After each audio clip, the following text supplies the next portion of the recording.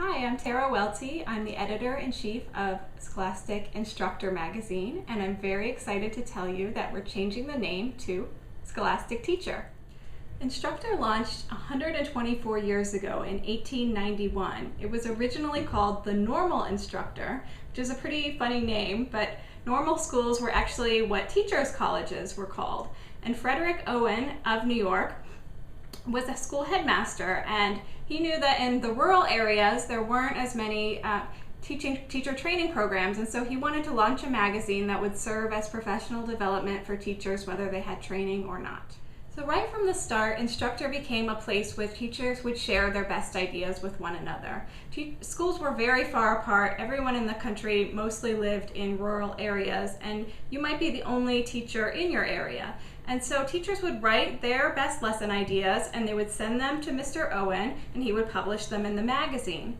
And today the ethos of Instructor is really the same, to help teachers share their best ideas with one another. Now we do it through email and social media and all of these more modern technologies, but we still are committed to helping teachers share their best ideas with one another.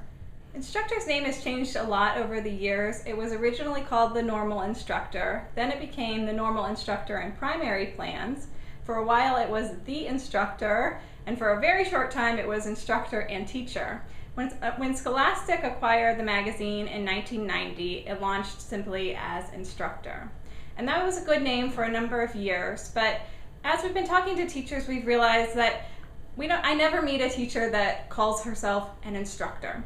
And we wanted to find a name that really related more to teachers, felt a little bit more modern, and felt like the magazine is really for you. But we didn't take it lightly. This is really an important change. We know that the magazine is much beloved, and so we went out and we surveyed teachers. We surveyed 1,400 educators. They were librarians, curriculum specialists, classroom teachers, and we offered them the opportunity to choose the name, and 80% chose Scholastic Teacher.